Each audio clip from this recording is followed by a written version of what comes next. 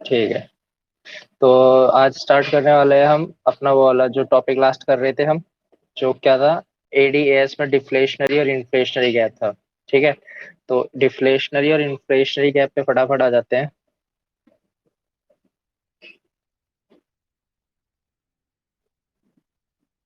कहाँ गया?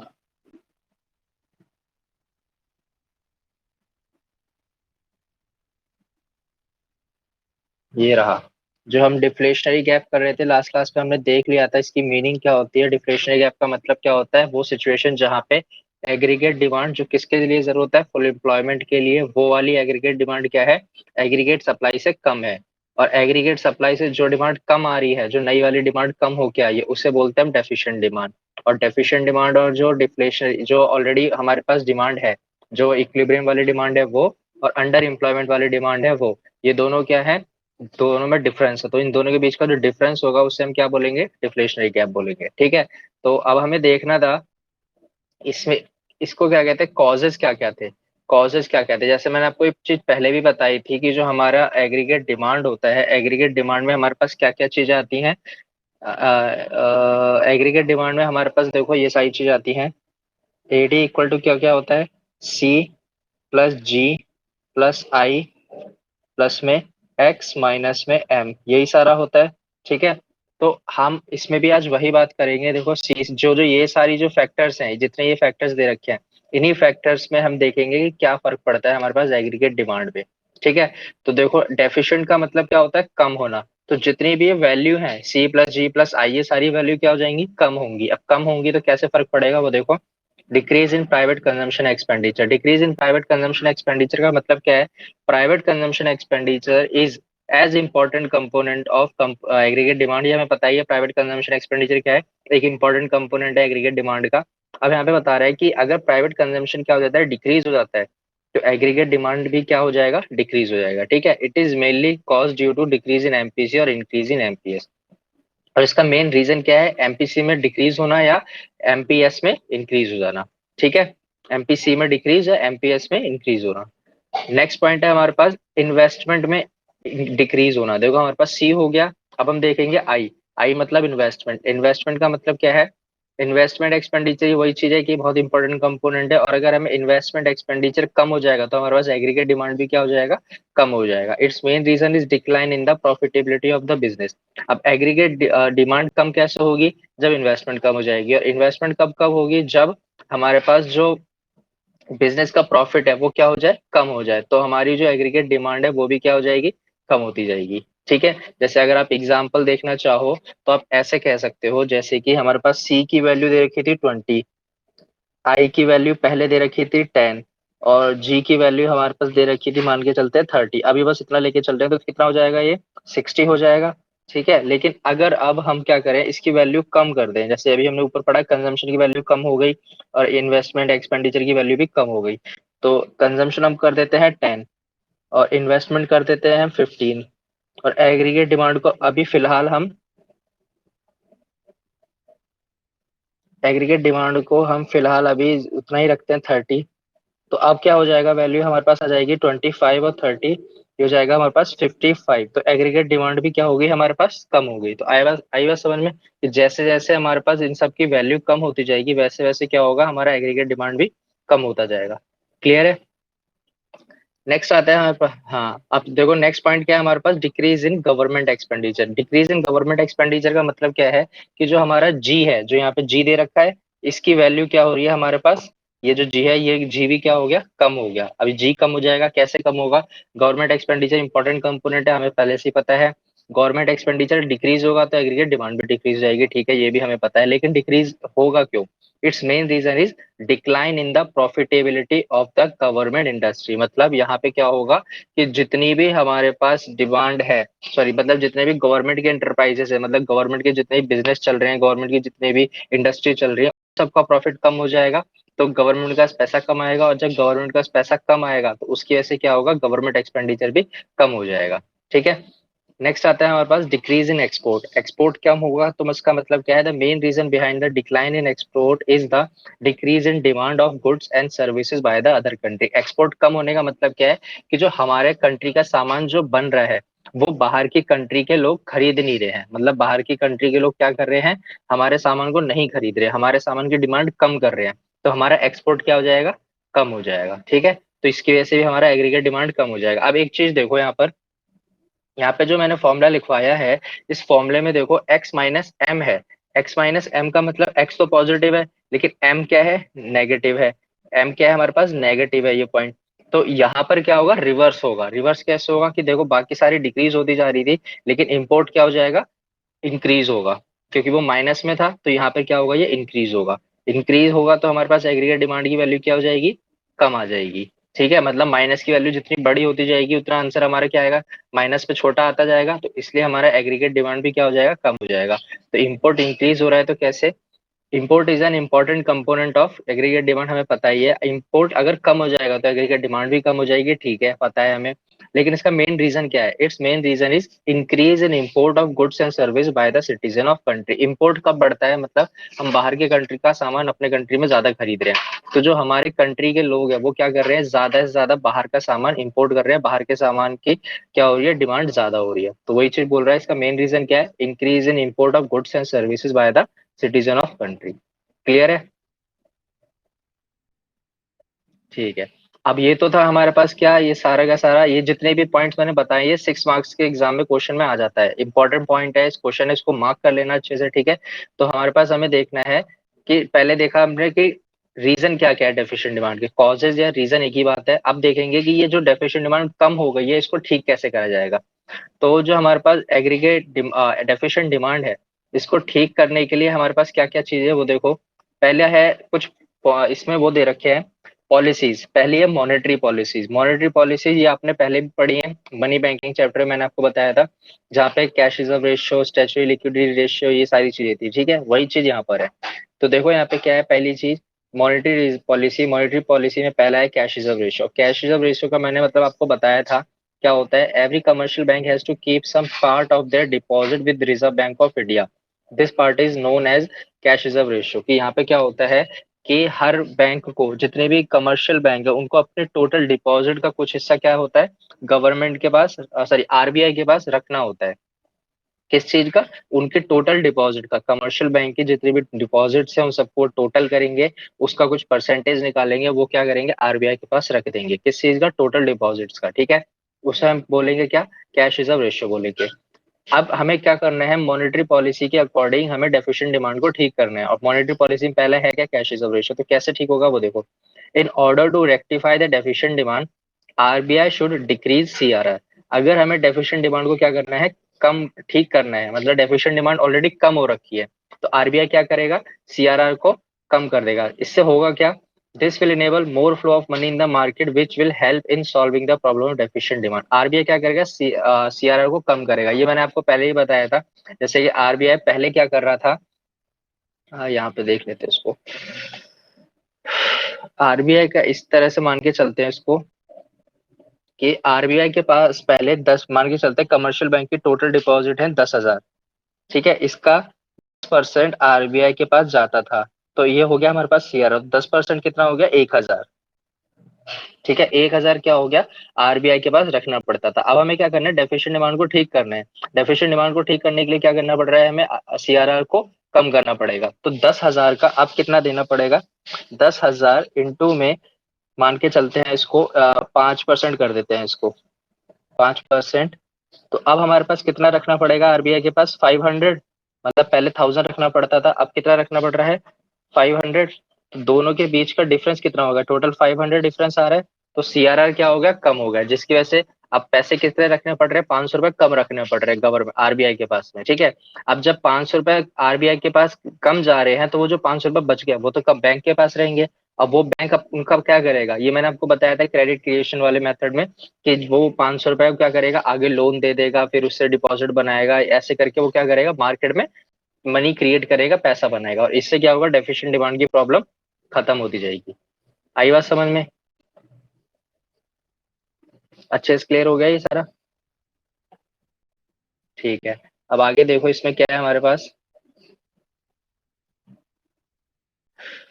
नेक्स्ट है हमारे पास स्टैच्यूटरी लिक्विडिटी रेशियो SLR। यहाँ पर क्या होता है, यहाँ पर भी डिपॉजिट रखी जाती है कुछ चीज का, लेकिन डिपॉजिट होती किस चीज की है यहाँ पर जो डिपॉजिट होती है वो होती है हमारे पास the part of asset of commercial bank which is kept to be in form of money, part of asset, यहाँ पे एसेट का पार्ट होता है, ठीक है। CRR में क्या होता है, डिपॉजिट्स का पार्ट, और एसेट में, और यहाँ पर स्टैच्यूटरी लिक्विडिटी रेशियो SLR में क्या होता है, एसेट का पार्ट रखा जाता है, कि मतलब कमर्शियल बैंक के जितने भी एसेट है, एसेट मतलब कमर्शियल बैंक के नाम पे, मतलब जो भी बैंक है, फॉर एग्जांपल मान के चलते हैं SBI है, SBI के नाम पे कितनी बिल्डिंग्स हैं, कितनी इन्वेस्टमेंट वो कर रहा है, कितने उसके अदर कोई बिजनेस चल रहे हैं SBI के, इन सब चीजों को मिला के एक टोटल किया जाता है और उसका कुछ परसेंटेज निकाल के RBI के पास रखा जाता है, तो वो चीज क्या होती है, SLR बन जाती है, ठीक है। नेक्स्ट आता है हमारे पास, देखो, सॉरी, अब हमें ये तो देख लिया कि SLR होता क्या है। अब SLR को क्या करना पड़ेगा, हमें कम करना पड़ेगा। In order to rectify the deficient demand RBI should decrease the statutory liquidity ratio. RBI क्या करेगा, SLR को डिक्रीज करेगा, जिससे क्या होगा, मार्केट में मनी फ्लो बढ़ेगा और जिससे डेफिशिएंट डिमांड की प्रॉब्लम खत्म होगी। वही एग्जांपल आप फिर से लेना चाहो तो स्टार्ट कर सकते हो, जैसे कि 10,000 रुपए आपको, 10,000 का RBI के पास क्या रखना पड़ता था, एक सेकेंड, RBI को 10,000 रुपए पहले मान के चलते हैं 10% रखना पड़ रहा था, तो कितना हो जाता है, 1,000 हो जाता था, ठीक है। अब वही उसने SLR को क्या कर दिया, कम कर दिया, तो 10,000 का अब मान के चलते हैं उसने 8% कर दिया, तो कितना हो गया, 800 रुपए। बचे कितने रुपए, 200 रुपए बच गए, सेव हो गए 200 रुपए। तो RBI के पास तो 200 रुपए कम जा रहे हैं, अब कमर्शियल बैंक क्या करेगा, इन 200 रुपए को यूज करेगा। इन 200 रुपए को यूज कैसे करेगा, वो दोबारा से मार्केट में लोन वगैरह देके, जिससे क्या होगा, मनी क्रिएट हो जाएगा, ठीक है। ये आपको अच्छे से पहले से सब बता रखा है मैंने, जब चैप्टर करा था हमने मनी बैंकिंग, उसमें समझ में आ गया, ठीक है। अब आगे देखो, इसमें नेक्स्ट पॉइंट आता है हमारे पास open market operation. Open market operation का मतलब क्या होता है, it refers to sale and purchase of government security by the RBI in open market. मतलब जितनी भी गवर्नमेंट की सिक्योरिटीज है, मतलब जितने भी गवर्नमेंट की सिक्योरिटीज का मतलब ऐसे कह सकते हो, गवर्नमेंट के जितने भी बिजनेस वगैरह चल रहे हैं वो क्या हो रहे हैं, सेल हो रहे हैं मार्केट में या परचेज हो रहे हैं ओपन मार्केट में, और उन्हें कर कौन रहा है, RBI कर रहा है। मतलब गवर्नमेंट के जितने बिजनेस हो गए, जितनी भी सिक्योरिटीज होगी, वो सारी सेल परचेज हो रही है, उनको सेल परचेज कर कौन रहा है, उनको सेल परचेज कर रहा है हमारा RBI, ठीक है। RBI इनको कर कहाँ रहा है, ओपन मार्केट में। ओपन मार्केट का मतलब क्या है, जो नॉर्मल पब्लिक, जैसे कि हम लोग हैं, हम लोग भी क्या कर सकते हैं, अगर मार्केट में जैसे लॉन्च हुआ कि RBI के फॉर एग्जांपल मान के चलते हैं, RBI गवर्नमेंट की एक कंपनी का नाम ले लेते हैं, जैसे ONGC, ठीक है, oils and natural gas corporation. अब मान के चलते हैं RBI बेचने के लिए निकला, ONGC की सिक्योरिटीज, मतलब ONGC की शेयर्स को बेचने के लिए निकला। तो अब जो ओपन मार्केट में बेचेगा, तो ओपन मार्केट का मतलब क्या है, कि अगर मुझे ठीक लगेगा तो मैं से खरीद सकता हूँ। ओपन मार्केट का मतलब ये होता है कि हमें जो भी ठीक लगेगा, हम ओपन मार्केट में नॉर्मली जो भी पर्सन है वो उसे आसानी से जाके खरीद सकता है, कोई बिना रिस्ट्रिक्शंस के, ठीक है। तो अब यहाँ पर हमें क्या करना है, डेफिशिएंट डिमांड को ठीक करना है। तो डेफिशिएंट डिमांड को ठीक करने के लिए क्या करना पड़ेगा, in order to rectify the deficient demand, the RBI would purchase the government security in an open market। तो RBI क्या करेगा, इन गवर्नमेंट सिक्योरिटीज को परचेज कर देगा, ठीक है, परचेज खुद कर लेगा यहाँ पर। और इससे क्या होगा, this will increase the flow of money in the market which will ultimately help in solving the problem of deficient demand. जिससे क्या होगा कि मार्केट में मनी फ्लो बढ़ेगा। कैसे बढ़ेगा, RBI क्या करेगा, परचेज कर लेगा गवर्नमेंट के बिजनेस को। अब गवर्नमेंट के बिजनेस को उसने परचेज कर लिया, तो गवर्नमेंट को पैसा देगा RBI उसके बदले में, और जब पैसा मिलेगा तो गवर्नमेंट के पास पैसा आएगा, वो क्या करेगा, मार्केट में पैसा निकालेगा, जिससे क्या होगा, डेफिशिएंट डिमांड की प्रॉब्लम खत्म होने लगेगी। कैसे खत्म होने लगेगी, क्योंकि जो हमारा कंजम्पशन कम हो रखा था, लोगों का कंजम्पशन बढ़ेगा, इन्वेस्टमेंट कम हो रखा था, इन्वेस्टमेंट बढ़ेगा, एक्सपोर्ट कम हो रखा था, एक्सपोर्ट बढ़ेगा, ठीक है। और इम्पोर्ट जो ज्यादा हो रखा था वो हम धीरे धीरे कम करेंगे, गवर्नमेंट एक्सपेंडिचर जो कम हो रखा था उसे हम ज्यादा करेंगे, ठीक है। नेक्स्ट आता है हमारे पास बैंक रेट या रेपो रेट। बैंक रेट का मतलब क्या होता है, the rate at which RBI provides loan to the commercial bank is known as bank rate या रेपो रेट। मतलब RBI क्या करता है, लोन देता है। लोन किसको देता है, जितने भी कमर्शियल बैंक को, जिस रेट पे लोन देता है उसको क्या बोलते हैं, बैंक रेट या रेपो रेट बोलते हैं। आई बात समझ में, मतलब बेसिकली जैसे कमर्शियल बैंक को जो भी पैसे की जरूरत पड़ गया, उसके पास पैसे की कमी पड़ गई, तो RBI के पास गया, वो बोला पैसे दे दो मेरे को, लोन दे दो। तो RBI बोलेगा ठीक है हम लोन दे देंगे, लेकिन इंटरेस्ट लेंगे तुमसे। तो जिस रेट पे RBI इंटरेस्ट लेगा किससे, कमर्शियल बैंक से, उस रेट को क्या बोलते हैं, बैंक रेट या रेपो रेट बोलते हैं। समझ में आ गया? अब यहाँ पर है कि अगर हमें क्या करना है, डेफिशिएंट डिमांड को ठीक करना है। डेफिशिएंट डिमांड को ठीक करने के लिए क्या करना पड़ेगा, आरबीआई को डिक्रीज करना पड़ेगा। क्या डिक्रीज करना पड़ेगा? बैंक रेट को डिक्रीज करना पड़ेगा, जिससे क्या होगा, मार्केट में मनी फ्लो बढ़ेगा। और वही आपको एग्जांपल फिर से आप लेना चाहो तो वही वाला एग्जांपल ले सकते हो कि पहले आरबीआई जब लोन देता था, मान के चलते हैं 1 लाख रुपीज का लोन दिया किसको, कमर्शियल बैंक को 10% पे, तो इंटरेस्ट कितना हुआ इस पे, 10,000 का इंटरेस्ट हो गया, जो गवर्नमेंट को सॉरी जो कमर्शियल बैंक पहले पे करती आरबीआई को। लेकिन अब उसी 1 लाख रुपीज के लोन पे क्या कर दिया, रेट कम कर दिया। रेट मान के चलते हैं 5% कर दिया। ठीक है, 5% कर दिया तो 5% के हिसाब से कितना हो गया, 5,000 का इंटरेस्ट बन रहा है। अब इंटरेस्ट दोनों में डिफरेंस कितना आ रहा है, 5,000 का डिफरेंस आ रहा है। और अब ये 5,000 बचेंगे कमर्शियल बैंक के पास, क्योंकि अब उसे 5,000 रुपए कम देने पड़ेंगे आरबीआई को। और जब पैसे कम देने पड़ेंगे तो फिर से वही वाला प्रोसेस यूज करेगी वो, कि मार्केट में पैसा निकालेगी, जिससे लोगों के पास पैसा पहुंचेगा और वो अपना कंजम्पशन, इन्वेस्टमेंट, एक्सपोर्ट, ये सारी चीजें क्या करेंगे, धीरे धीरे बढ़ाना शुरू कर देंगे। ठीक है, नेक्स्ट। हाँ, अब नेक्स्ट हमारे पास आता है मार्जिनल रिक्वायरमेंट। ये मैंने आपको पहले भी बताया था, मार्जिनल रिक्वायरमेंट का मतलब क्या होता है, it is a difference between security deposit with in the bank for taking loan and loan amount approved. मतलब कि एक पर्सन है ए, वो गया एक 2 लाख रुपए के लोन के लिए, ठीक है, 2 लाख रुपए के लोन के लिए बैंक ने बोला कि आपको 2 लाख के बदले में आपको यहाँ पर 3 लाख रुपीज की सिक्योरिटीज रखनी पड़ेगी। मतलब 2 लाख रुपए का उसे अमाउंट लोन चाहिए, ये हो गया लोन, और ये हो गई सिक्योरिटी, मतलब ऐसे कह सकते हो गिरवी। ठीक है, सिक्योरिटी। तो 2 लाख रुपए का लोन चाहिए और 3 लाख रुपए की क्या रखनी पड़ेगी, सिक्योरिटी। तो जो बीच का डिफरेंस आ रहा है, इन दोनों के बीच का जो डिफरेंस बन रहा है, वो कितना बन रहा है, 1 लाख रुपीज डिफरेंस बन रहा है। तो वो चीज जो 1 लाख रुपीज आ रही है, इसको क्या बोलेंगे आप, मार्जिनल रिक्वायरमेंट बोलेंगे। कि कितना आपने डिपॉजिट, मतलब कितनी आपने सिक्योरिटी रखी, या आप कह सकते हो कितना आपने गिरवी रखा, और उसके बदले में कितना अमाउंट आपको लोन का मिला। तो उस चीज को क्या बोलेंगे, जो बीच का डिफरेंस होगा उसको बोलेंगे हम marginal requirement. Hope so clear है आपको ये? ठीक है, क्लियर है ना? ओके। अब आपको इसमें नेक्स्ट देखना है कि हमें अगर कमर्शियल जो भी आरबीआई है या फिर जो भी हम कंट्री में हाई लेवल पे है, उसे क्या करना है, डेफिशिएंट डिमांड को ठीक करना है।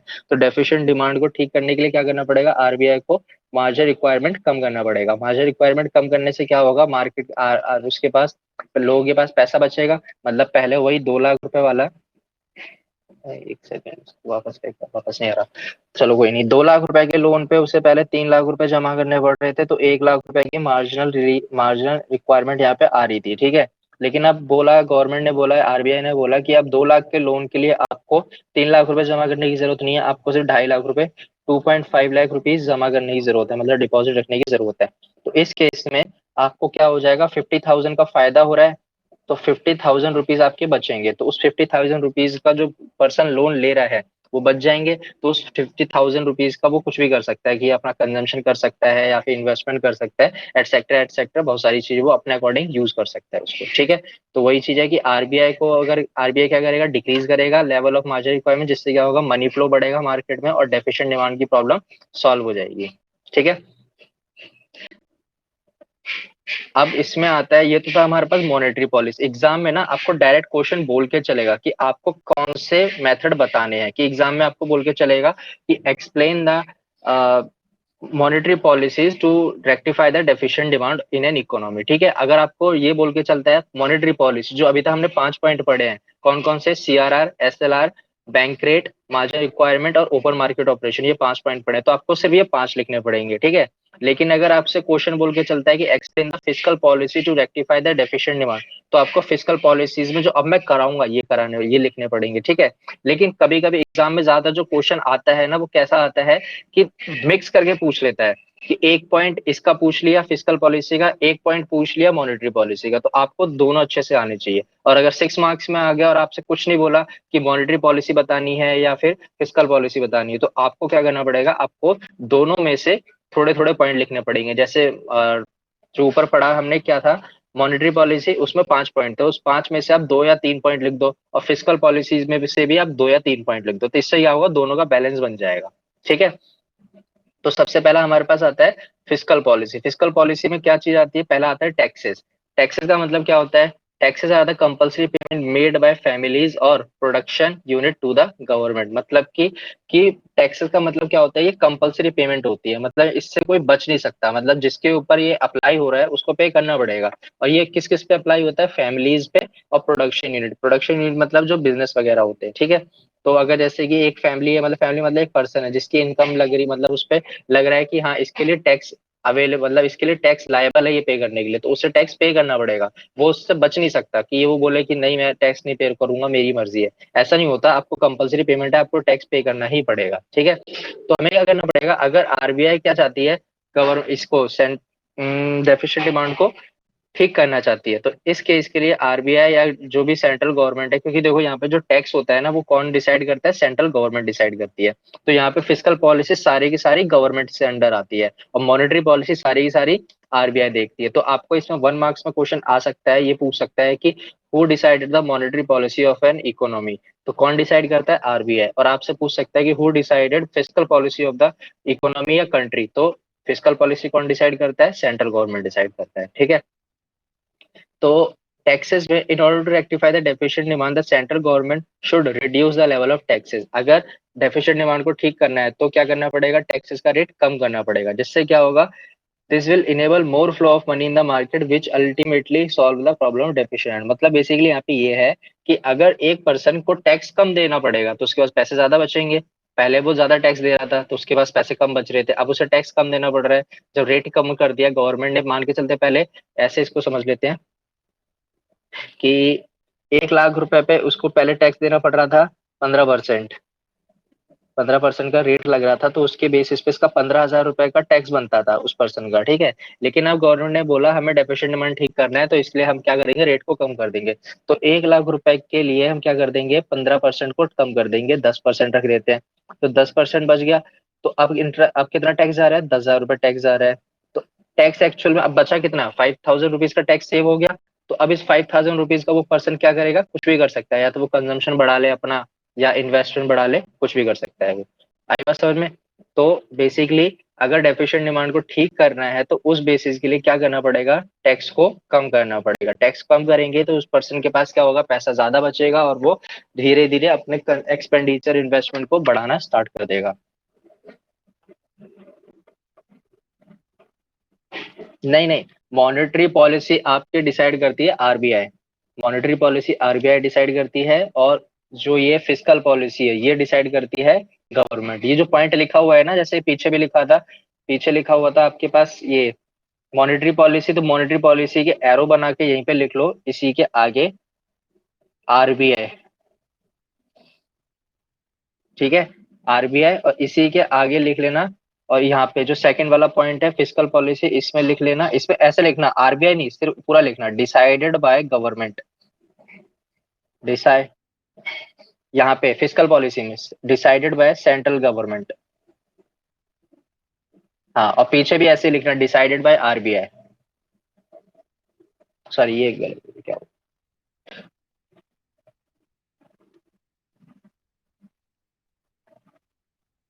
ना ना, ये जस्ट इसके पीछे वाला जो था अभी, ये जो पढ़ा है ना आपने, ये वाला मॉनेटरी पॉलिसी, ये वाला, इसके आगे लिखना डिसाइडेड बाय आरबीआई, ठीक है। यहाँ पर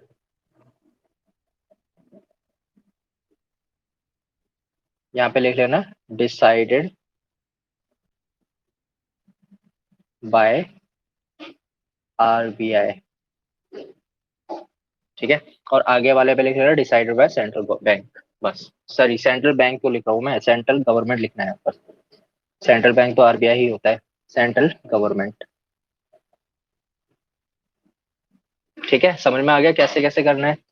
अब नेक्स्ट पॉइंट है हमारे पास गवर्नमेंट एक्सपेंडिचर। गवर्नमेंट एक्सपेंडिचर कैसे हेल्प करेगा, the government of nation does various type of spending, for example construction of roads, hospitals, schools, expenditure on education, law maintenance etcetera, ठीक है। मतलब एक कंट्री की गवर्नमेंट क्या करती है, बहुत टाइप का खर्चा करती है एक कंट्री में। और कैसे कैसे खर्च होती है, जैसे कि क्या करेगी, रोड्स बना देगी, हॉस्पिटल बना देगी, स्कूल्स, एक्सपेंडिचर एजुकेशन पे खर्चा हो रहा है, लॉ मेंटेनेंस पे खर्चा हो रहा है। तो इन सारी चीजों पे जो खर्चा होता है उसे क्या बोलते हैं, हम गवर्नमेंट एक्सपेंडिचर बोलते हैं। अब हमें करना क्या है, डेफिशिएंट डिमांड को ठीक करना है। डेफिशिएंट डिमांड को ठीक करेंगे तो उससे होगा क्या, तो उस बेसिस पे हमें क्या करना पड़ेगा, जो गवर्नमेंट एक्सपेंडिचर है उसको क्या कर देंगे, बढ़ा देंगे। गवर्नमेंट एक्सपेंडिचर बढ़ाएंगे तो उससे फायदा क्या होगा, फॉर एग्जांपल मान के चलते हैं हॉस्पिटल ज्यादा बना दिए, ठीक है, हॉस्पिटल ज्यादा बना दिए तो उससे क्या होगा, अब डॉक्टर तो चाहिए हॉस्पिटल बनाने के लिए, डॉक्टर्स चाहिए, नर्सेस चाहिए, वहाँ का सैनिटरी, मतलब वहाँ पे सैनिटरी आप कह सकते हो, मतलब जो साफ सफाई करने वाले वर्कर्स है वो चाहिए, अकाउंटेंट चाहिए, मतलब बहुत सारा स्टाफ चाहिए आपको, है ना। तो हॉस्पिटल बनाने के बाद क्या हुआ, लोगों के पास वहाँ पे जॉब्स आ गई, लोग हॉस्पिटल बनते ही क्या हो गए, जॉब्स बढ़ गई, और जॉब्स बढ़ गई तो लोगों के पास जब जॉब्स आएगी तो लोगों की इनकम बढ़ेगी, और इनकम बढ़ेगी तो अपने कंजम्पशन एक्सपेंडिचर बढ़ाना स्टार्ट कर देगा, ठीक है। या ऐसे कह सकते हो रोड्स के लिए आप कहो तो रोड्स से क्या फायदा होगा, अब जैसे मान के चलते हैं रोड्स बना दिए, तो उससे क्या होगा कि जो रोड जैसे कि एक शहर से दूसरे गांव में जाने के लिए रोड अच्छे नहीं थे तो वहां पे बिजनेस नहीं हो पाता था, लेकिन अब क्या हो रहा है, रोड जब अच्छे बन चुके हैं तो इस केस में रोड वगैरह अच्छे हो गए तो इससे क्या होगा, ट्रांसपोर्टेशन वगैरह ज्यादा अच्छा होगा, लोग ज्यादा खुलेंगे घुलेंगे मिलेंगे, उन्हें पता चलेगा कि बाहर शहर में क्या बन अच्छा सामान है जिससे हम अपने गांव में लाके बेच सकते हैं, या फिर गांव में जाके सस्ते काम रेट पे भी काम किया जा सकता है। तो इन सबसे क्या होगा, जॉब बढ़ेंगी, और जॉब बढ़ेंगी तो लोगों के पास क्या होगा, इनकम आएगी, और इनकम आएगी तो लोगों के पास इन्वेस्टमेंट और कंजम्पशन बढ़ता जाएगा, ठीक है। नेक्स्ट आता है पब्लिक डेट्स और पब्लिक बोरोइंग्स। पब्लिक डेट्स और पब्लिक बोरोइंग्स का मतलब क्या है, it is developed by taking loan from the, sorry it is developed, नहीं यहाँ पे डेवलप नहीं है, इसको लिखो, it is developed by taking loan from the, is not develop, ठीक है, it is developed by taking loan from the public. मतलब यहाँ पे क्या है कि यहाँ पे क्या होता है, जो गवर्नमेंट है वो क्या करती है, पब्लिक से मतलब हम लोगों से क्या करती है, लोन लेती है। लोन कैसे लेती है, जैसे कि हम जो पेंशन में पैसा डालते हैं अपना, ठीक है, हमने पेंशन में पैसा डाल दिया, या फिर क्या कहते हैं जो हमारा कह सकते हो पीएफ का जो पैसा जा रहा है, ये सारा हमारा पैसा हो रहा है, ठीक है। गवर्नमेंट क्या करती है, पैसा गवर्नमेंट क्या करती है इन सब चीजों में, अपना क्या कहते हैं, हमने तो पैसा डाल दिया लेकिन गवर्नमेंट क्या करती है, हमको बिना बताए हमारा पैसा यूज कर लेती है। हमारा पैसा यूज करने से मतलब क्या है, वो क्या कहते हैं, मतलब हम जब भी पैसा मांगे गवर्नमेंट हमें पैसा दे देगी। ये नहीं है कि गवर्नमेंट ने हमारा पैसा यूज कर रही है तो इसका मतलब ये नहीं कि हमें पैसा नहीं मिलेगा। गवर्नमेंट क्या करती है, हमारा पैसा यूज करती है, वो यूज किस लिए करती है कि मार्क जो भी कंट्री में दिक्कतें चल रही हैं सबको ठीक करने के लिए, ठीक है। और जब हमारे पैसे की जरूरत पड़ती है तो गवर्नमेंट हमें अपना पैसा दे देती है, और हमें पता भी नहीं चलता कि गवर्नमेंट ने हमारा पैसा यूज भी करा है या नहीं करा, ठीक है। वो अंदर ही अंदर उनका प्रोसेस चलता रहता है। तो ये क्या होता है, लोन लेती है किससे, पब्लिक से। अब लोन क्या लेती कैसे, वो मैंने आपको बता दिया, ठीक है, कि कैसे कैसे लोन लेती है। तो यहाँ पर देखो क्या है, in order to rectify the deficient demand government will repay public debt which will increase the flow of money in the economy. मतलब यहाँ पे क्या है कि जैसे जैसे गवर्नमेंट क्या करेगी, लोन लेना है गवर्नमेंट, मतलब उसे डेफिशिएंट डिमांड को ठीक करना है, डेफिशिएंट डिमांड को ठीक करने से क्या होगा, डेफिशिएंट डिमांड को जब वो ठीक करेगी तो गवर्नमेंट ने जितना भी लोन लिया था, जितना ये पैसा लिया था किससे, पब्लिक से, वो क्या करेगी, पैसा वापस करना शुरू करेगी। जब पैसा वापस करेगी तो पब्लिक के पास पैसा आएगा, और जब पैसा वापस आएगा तो लोग दोबारा से वो क्या करना स्टार्ट कर देंगे, अपना कंजम्पशन अपना एक्सपेंडिचर बढ़ाना स्टार्ट कर देंगे। समझ में आ गया पूरा प्रोसेस कैसे कैसे होता है ये, ठीक है। नेक्स्ट आता है हमारे पास डेफिसिट फाइनेंसिंग। डेफिसिट फाइनेंसिंग का मतलब क्या होता है, it means taking loan by government from RBI. मतलब यहाँ पे क्या होता है, आरबीआई से लोन लिया जाता है, और आरबीआई से लोन लेता कौन है, गवर्नमेंट लेती है। कि गवर्नमेंट को लग रहा है कि मार्केट में पैसे की जरूरत है तो आरबीआई गवर्नमेंट क्या करेगी, आरबीआई से लोन ले लेगी, ठीक है। अब हमें यहाँ पे करना क्या है अगर डेफिशिएंट डिमांड को ठीक करना है तो आरबीआई क्या करेगी, डेफिशिएंट फाइनेंसिंग को इंक्रीज कर देगी। इंक्रीज करने से फायदा क्या होगा कि देखो सिंपल सी बात यह है कि गवर्नमेंट के पास कोई और सोर्स तो है नहीं इनकम का, ठीक है। या तो वो आरबीआई के पास जा सकती है, या फिर जो नॉर्मली टैक्सेस वगैरह पे किए जा रहे हैं उनसे उसकी इनकम होती है गवर्नमेंट की। तो अब टैक्सेस से उसको इतना फायदा नहीं हो रहा तो फिर वो क्या करेगी, लोन लेगी। और वो जब उसे दिख रहा है कि मार्केट में पैसे की बहुत ज्यादा जरूरत है तो इसका मतलब क्या करेगी गवर्नमेंट, और ज्यादा ही ज्यादा वो लोन लेना शुरू कर देगी आरबीआई से। तो जिससे क्या होगा, डेफिसिट फाइनेंसिंग बढ़ जाएगा, और गवर्नमेंट के पास पैसा भी आता जाएगा, और जब गवर्नमेंट के पास पैसा आएगा तो वो कंट्री में उस पैसे को निकालेगी, जिससे क्या होगा, डेफिशिएंट डिमांड खत्म होने लगेगी। समझ में आ गया पूरा, ये था पूरा का पूरा डेफिशिएंट डिमांड का टॉपिक, ठीक है। अब हमारे पास जो नेक्स्ट टॉपिक आता है वो है प्रॉब्लम है एक्सेस डिमांड और इन्फ्लेशनरी गैप। एग्जाम में 4 मार्क्स से 6 मार्क्स में ये क्वेश्चन आ जाता है डेफिनेशन लिखने के लिए, इन्फ्लेशनरी गैप बताओ या फिर एक्सेस डिमांड का मतलब क्या होता है वो बताओ, ठीक है। तो आपको पता होना चाहिए और ये अच्छे से करके जाना है आपको एग्जाम। मैंने आपको पहले ही बताया था कि ये सारा जो मैं पढ़ा रहा हूँ अभी ये सारा मोस्ट इंपॉर्टेंट एग्जाम में इसमें से क्वेश्चन आते ही आते हैं, ठीक है। तो देखो क्या है पहला इसका मतलब क्या है इन्फ्लेशनरी गैप का? It refers to a situation in which aggregate demand is more than aggregate supply. मतलब ऐसे सिचुएशन जहाँ पे एग्रीगेट डिमांड क्या होती है, एग्रीगेट सप्लाई से ज्यादा होती है। सिंपल बात है, यहाँ पे हो क्या है, एक्सेस। एक्सेस मतलब ज्यादा, तो एग्रीगेट डिमांड क्या होगी, ज्यादा होगी। किससे? एग्रीगेट सप्लाई से। और this demand is known as excess demand. तो जो नई वाली डिमांड आ रही है, जो ज्यादा डिमांड आ रही है, किससे? एग्रीगेट सप्लाई से। तो वो चीज को क्या बोलेंगे हम? एक्सेस डिमांड बोलेंगे। और जो नई वाली डिमांड आई है वो, और जो पुरानी वाली डिमांड है, फुल एम्प्लॉयमेंट वाली डिमांड, वो, इन दोनों के बीच के डिफरेंस को क्या बोलेंगे हम? इन्फ्लेशनरी गैप बोलेंगे। ठीक है। जैसे कि आप कर्व में देखो, आप कर्व में आप दिख रहा होगा, ये वाला जो है सिर्फ एडी, ये वाला हमारा नॉर्मल एग्रीगेट डिमांड है। ठीक है। और जो ये एडी वन आया है, जो ये एडी वन आया है, ये वाला, ये जो आया है, ये क्या है हमारे पास? एक्सेस डिमांड है। और जो इन दोनों के बीच का जो डिफरेंस निकला है, ये वाला, इसको क्या बोलते हैं? इन्फ्लेशनरी गैप बोलते हैं। समझ में आ गया? अब इसमें देखो आगे, फिर से वही सारी चीजें स्टार्ट हो जाएंगी। कि पहले तो वही बता रहा है कि आउट डायग्राम में एडी क्या रिप्रेजेंट कर रहा है? Aggregate demand required for full employment. और एडी वन क्या रिप्रेजेंट कर रहा है? Excess demand. ठीक है। एडी वन क्या रिप्रेजेंट कर रहा है? एक्सेस डिमांड रिप्रेजेंट कर रहा है। और जो डिफरेंस है किसके बीच में? एग्रीगेट डिमांड और जो एक्सेस डिमांड है, इन दोनों के बीच के डिफरेंस को क्या बोलते हैं हम? ये डिफ्लेशनरी काट के इन्फ्लेशनरी लिखो इसके आगे। Inflationary gap. ठीक है। जो ये आपके पास जो ये डिफ्लेशनरी लिखा है, इसको काट के इन्फ्लेशनरी लिख दो यहाँ पर। हाँ, 27 पेज नंबर जो है ना, उस पे आओ। उसके टॉप पर देखो, मैंने ब्लैक कर रखा है। हाँ, इसे काट के इन्फ्लेशनरी गैप करो। यहाँ पर डिफ्लेशनरी गलत लिख दिया है, इन्फ्लेशनरी कर दो इसको। ठीक है। तो फिर से वही आ जाएंगे हमारे पास। कॉजेस क्या क्या है यहाँ पे? जस्ट अपोजिट है। ठीक है। ये ज्यादा डिटेल में नहीं कराने की जरूरत है, ये जो पीछे कर लिया ना, वही सारा है ये। ठीक है। इजी है। बस एक बार ऊपर ऊपर से बता दे रहा हूँ आपको, जल्दी से हो जाएगा ये। एक से। ठीक है। तो देखो हमारे पास क्या है। पहला है हमारे पास increase in private consumption expenditure. Increase in private consumption expenditure का मतलब क्या है? मतलब जो भी हमारे पास एक्सपेंडिचर्स थे, मतलब जैसे कि कंपोनेंट थे, सी प्लस जी प्लस आई प्लस एक्स माइनस एम, ये सारे थे ना। तो इसी में जो वहां पे सारी चीजें डिक्रीज हो रही थी, वही सारी चीजें यहाँ पे क्या हो जाएंगी? इंक्रीज हो जाएंगी। कैसे?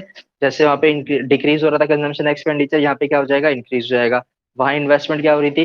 कम हो रही थी, यहाँ पे ज्यादा हो जाएगी। वहां पे क्या हो रही थी? गवर्नमेंट एक्सपेंडिचर कम हो रहा था, यहाँ पे गवर्नमेंट एक्सपेंडिचर क्या हो जाएगा? ज्यादा हो जाएगा। यहाँ पे मैं इसलिए नहीं पढ़ा रहा, क्योंकि बेसिकली ये सब आपको मैंने पीछे बता रहेगा, ऊपर ऊपर से बता देता हूँ कि वो क्या होगा। इंक्रीज इन प्राइवेट एक्सपेंडिचर मतलब यहाँ पे क्या है कि गवर्नमेंट प्राइवेट एक्सपेंडिचर बढ़ जाएगा, जिससे क्या होगा? एग्रीगेट डिमांड बढ़ जाएगी। इसके पीछे रीजन क्या है? एमपीसी और एमपीएस का इंक्रीज होना। उसका आता है इन्वेस्टमेंट एक्सपेंडिचर अगर बढ़ेगा, तो इसका रीजन क्या है कि जो बिजनेस चल रहे हैं, जो इंडस्ट्री है, उनमें क्या हो रहा है? प्रॉफिट ज्यादा हो गया, इसलिए वो इन्वेस्ट ज्यादा कर रहे हैं, उनका प्रॉफिट बढ़ गया। फिर आता है गवर्नमेंट एक्सपेंडिचर। गवर्नमेंट एक्सपेंडिचर का मतलब क्या है कि जितना भी गवर्नमेंट खर्चा कर रही है, वो बढ़ गया। अब बढ़ कैसे गया? कि जितना भी गवर्नमेंट के बिजनेस वगैरह चल रहे थे, उसमें प्रॉफिट ज्यादा होने लगा, जिसकी वजह से उसका खर्चा भी क्या हो गया? बढ़ गया। नेक्स्ट आता है increase in exports. Increase in exports का मतलब क्या है कि जो बाहर की कंट्री है, उनको क्या हो गया है? डिमांड बढ़ा दी है उन लोगों ने, किसके? हमारे कंट्री के सामान की। तो उससे क्या बोलेंगे? एक्सपोर्ट इंक्रीज हो गया। और डिक्रीज इन इम्पोर्ट मतलब कि हमारे कंट्री के लोग बाहर के सामान को कम चाह रहे हैं, मतलब कम उनकी डिमांड कर रहे हैं, तो वो चीज क्या हो जाएगी? डिक्रीज इन इम्पोर्ट्स हो जाएगा। फिर से वही हमारे पास आ जाएगा कि इंस्ट्रूमेंट क्या क्या है रेक्टिफाई करने के लिए एक्सेस डिमांड को। तो वही पहला मॉनेटरी पॉलिसीज है, दूसरा फिस्कल पॉलिसीज है। मॉनेटरी पॉलिसीज में पहला आता है cash reserve ratio. Cash reserve ratio को मैंने आपको मतलब बताया था कि जितनी भी डिपॉजिट्स होती हैं, क्या चीज? जितनी भी डिपॉजिट्स होती है, उसका कुछ पोर्शन आरबीआई के पास रखना पड़ता है, उसे बोलते हैं सीआरआर। अब हमें करना क्या है यहाँ पर? ये जो एक्सेस डिमांड है, इसको ठीक करना है। एक्सेस डिमांड को ठीक करने तो क्या करेगा? आरबीआई सीआरआर को बढ़ा देगा। ठीक है। आरबीआई सीआरआर को बढ़ा देगा, तो गवर्नमेंट के पास मतलब जो भी ऐसे कह सकते हो, कमर्शियल बैंक के पास पैसा कम बचेगा। मतलब ऐसे समझो, पहले 1 लाख रुपए की डिपॉजिट थी, उस पर सीआरआर मान के चलते 10% था। ठीक है। तो अब आरबीआई को कितना रखना पड़ता था? आरबीआई के पास 10,000 रुपए रखने पड़ते थे। लेकिन अब कितना है? 1 लाख पे उसने रेट बढ़ा दिया, 20% कर दिया रेट। तो अब कितना रखना पड़ रहा है उसे?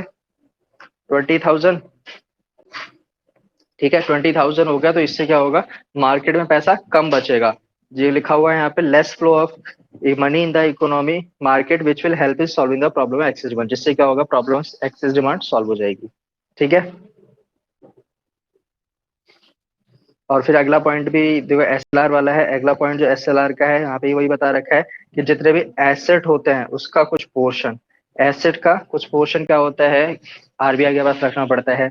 और हमें क्या करना है यहाँ पर, जब आरबीआई को क्या करना है, डेफिशिएंट एक्सेस डिमांड को ठीक करना है, तो एसएलआर को वो बढ़ा देगी, जिससे क्या होगा, अब पहले से ज्यादा पैसे रखने पड़ेंगे आरबीआई के पास, कमर्शियल बैंक।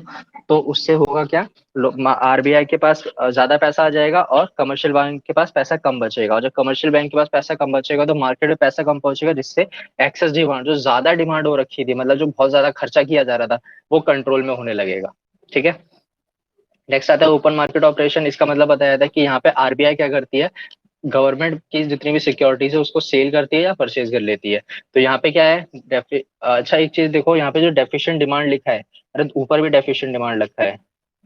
यहाँ आप ना टॉप पर आओ, इस पेज के बिल्कुल ऊपर आओ, फर्स्ट लाइन पढ़ो क्या लिखा है, in order to rectify the deficient demand, इस डेफिशिएंट डिमांड को काटो, इसको इसकी जगह पे एक्सेस डिमांड लिखो, इसे भी इसे भी एक्सेस डिमांड लिखो।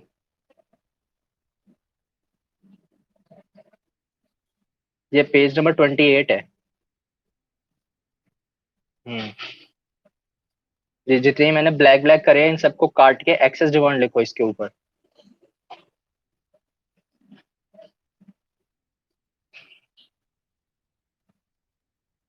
लिखिए।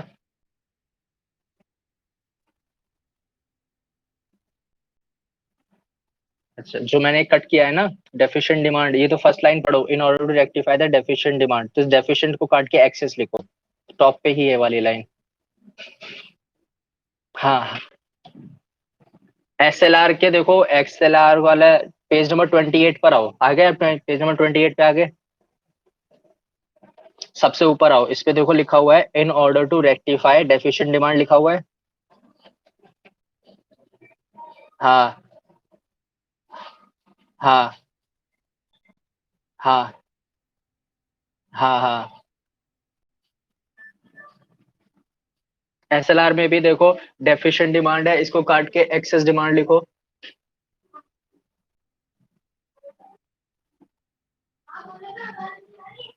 इन order to rectify the deficient demand, इस डेफिशिएंट डिमांड को काट के एक्सेस डिमांड लिखो।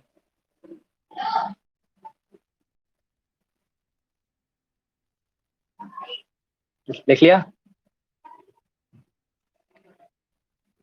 हाँ, ओपन मार्केट वाला भी हो गया, तो यहाँ पे ओपन मार्केट में क्या करना पड़ेगा, सेल करना पड़ेगा। सेल कौन करेगा, आरबीआई सेल करेगा, जिससे क्या होगा, मार्केट पे सेल, मतलब सेल करेगा तो बेच दिया, अब आरबीआई के पास ज्यादा पैसा आ जाएगा, मार्केट में पैसा कम बचेगा। मार्केट में जब पैसा कैसे कम बचेगा, जब आरबीआई बेच रहा है तो सामने वाला कोई ना कोई तो खरीदेगा ही ना, और जो खरीदेगा उसके पास से पैसा जाएगा, तो मार्केट में पैसा कम बचेगा, जिससे क्या होगा, एक्सेस डिमांड की प्रॉब्लम ठीक हो जाएगी। नेक्स्ट आता है हमारे पास बैंक रेट या repo rate. Bank rate, repo rate का मतलब होता है वो रेट जिसपे कमर्शियल बैंक को लोन मिलता है, और लोन देता कौन है, आरबीआई लोन देता है। ठीक है, वो चीज यहाँ पे भी देखो डेफिशिएंट डिमांड लिखा हुआ है, इसे कट करके एक्सेस डिमांड करो, इसको कर दिया। ठीक है, तो यहाँ पे क्या है, अगर आपको क्या मतलब एक्सेस डिमांड ठीक करना है, तो यहाँ पे भी रेट क्या करना पड़ेगा, बढ़ाना पड़ेगा, जिससे क्या होगा, लोन ज्यादा देना पड़ेगा, मतलब लोन पे इंटरेस्ट ज्यादा देना पड़ेगा। आरबीआई को पास अब इंटरेस्ट क्या पहुंचेगा, ज्यादा पहुंचेगा। कौन ज्यादा देगा इंटरेस्ट, कमर्शियल बैंक ज्यादा इंटरेस्ट देगा। ठीक है। और इससे जब ज्यादा इंटरेस्ट देगा तो कमर्शियल बैंक के पास पैसा कम बचेगा, और मार्केट में जो एक्स बहुत ज्यादा खर्चे हो रहे थे उसको थोड़ा कंट्रोल किया जाएगा। फिर नेक्स्ट आता है हमारे पास मार्जिनल रिक्वायरमेंट। मार्जिनल रिक्वायरमेंट में भी देख, मार्जिनल रिक्वायरमेंट का मतलब क्या होता है, वो चीज जहां पर लोन जितना चाहिए वो, और जितने हम क्या कर रहे हैं, सिक्योरिटी डिपॉजिट कर रहे हैं वो, इन दोनों के बीच का जो डिफरेंस होता है, इसको क्या बोलते हैं हम, मार्जिनल रिक्वायरमेंट बोलते हैं। यहाँ पे भी देखो वही लिखा हुआ है, डेफिशिएंट डिमांड, इसे ठीक करके एक्सेस डिमांड कर दो।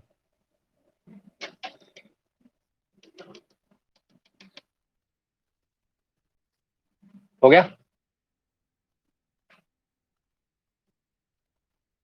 इन order to rectify the deficient demand, इसको काट के एक्सेस कर देना इसकी जगह पर।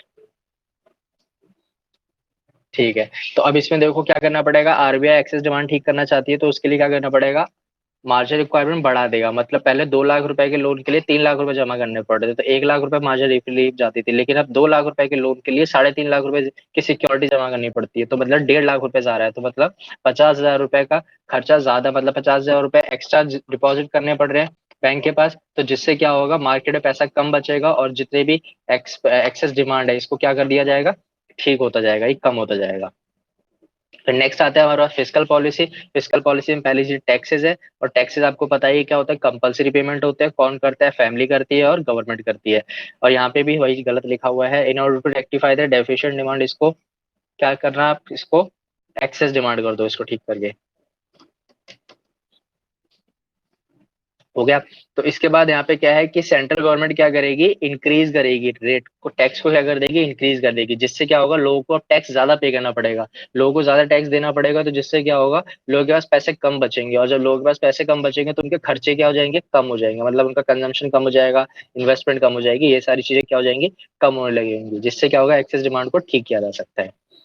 और फिर नेक्स्ट आता है हमारे पास last, government expenditure. Government expenditure वही है कि गवर्नमेंट क्या करती है, अलग अलग टाइप के खर्चे करती है, जैसे कि रोड बनाना, हॉस्पिटल बनाना, स्कूल पे खर्चा करना, एजुकेशन पे खर्चा करना, या लॉ मेंटेनेंस पे खर्चा करना, ठीक है। अब आरबीआई क्या करी, यहाँ पे भी इसे कट करके ठीक करो, पहले डेफिशिएंट डिमांड लिखा हुआ है, एक्सेस करो इसको, कि आरबीआई क्या कर रही है, अब सॉरी, अब आरबीआई तो खत्म हो गया, अब क्या आ गया, गवर्नमेंट आ गई। गवर्नमेंट क्या करेगी, खर्चे कम कर देगी, खर्चे कम कर देगी, तो जिससे क्या होगा, धीरे धीरे करके हॉस्पिटल, रोड, ये सारे कम बनेंगे। और जब कम बनेंगे तो इनसे जॉब्स वगैरह लोगों को कम मिलेंगे, मतलब जॉब्स कम निकलेंगी, और जब जॉब्स कम मिलेंगी तो लोगों को जॉब्स क्या कहते हैं, कम मिलना स्टार्ट हो जाएगी, और जब उनकी जॉब ही नहीं होगी तो उनके पास इनकम नहीं होगी, और जब इनकम नहीं होगी तो वो खर्चा नहीं कर पाएंगे, मतलब कंजम्पशन इन्वेस्टमेंट नहीं कर पाएंगे। तो इसलिए इससे क्या होगा, एक्सेस डिमांड ठीक करी जा सकती है। फिर नेक्स्ट आता है पब्लिक डेट्स या public borrowings. Public debts, public borrowings मैंने बताया था कि क्या होता है, यहाँ पे लोन लिया जाता है, और लोन लेता कौन है, गवर्नमेंट लेती है। और लोन कौन लेता है, मतलब गवर्नमेंट लेती है, किससे लेती है, नॉर्मल पब्लिक से, जैसे कि जो हमारा पेंशन का पैसा है या हमारा पीएफ का पैसा है, वो गवर्नमेंट के पास ही जमा होता है, ठीक है।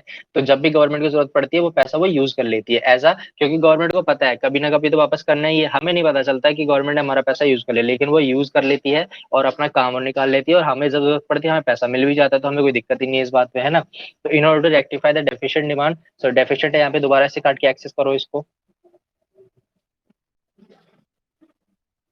डेफिशिएंट डिमांड अभी तो बताया, पीछे था है ना, पीछे वाला टॉपिक। हाँ, डेफिशिएंट डिमांड, डिफ्लेशनरी गैप जो बताया था, वही तो चीज है ये।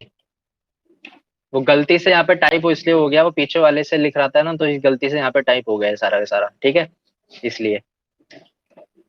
इसे पढ़ोगे तब ज्यादा समझ में आ जाएगा। इसको डेफिशिएंट काट के एक्सेस कर लिया, ठीक है। तो अब यहाँ पे क्या करेगा, आर गवर्नमेंट इंक्रीज करेगा, जितने भी ये लोन वगैरह है ज्यादा इंक्रीज करेगा, मतलब जो पेंशन का पैसा है या पीएफ का पैसा है, इसको ज्यादा से ज्यादा यूज करना शुरू करेगा, जिससे क्या होगा, लोगों के पास पैसा कम पहुंचेगा, मतलब उनको जब जरूरत होगी पैसे की, वो उस टाइम पे उन्हें पैसा नहीं मिल पाएगा। तो जिससे क्या होगा, गवर्नमेंट कंट्री में पैसा ज्यादा नहीं बचेगा, और लोग अपने इन्वेस्टमेंट और एक्सपेंडिचर क्या कर देंगे, कम कर देंगे, ठीक है। और लास्ट आता है हमारे पास डेफिसिट फाइनेंसिंग। डेफिसिट फाइनेंसिंग का मतलब क्या होता है, डेफिसिट फाइनेंसिंग का मतलब क्या होता है कि गवर्नमेंट क्या करती है, आरबीआई से लोन लेती है, तो ठीक है। और यहाँ पे भी वही डेफिशिएंट डिमांड लिखा हुआ है, इसको काट के एक्सेस डिमांड करना।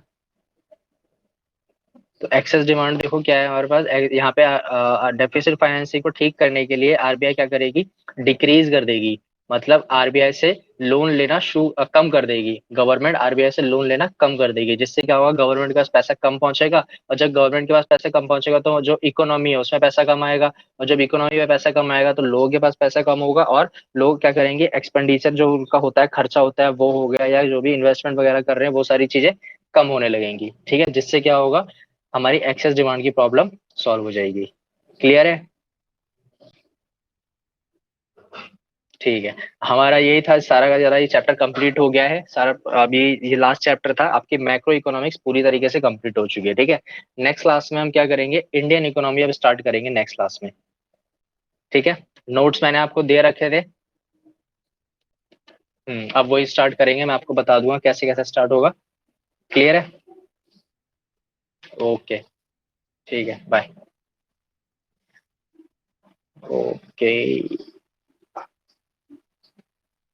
ओके, ठीक है। अब ये रिकॉर्ड स्टॉप कैसे होगी ये क्लास।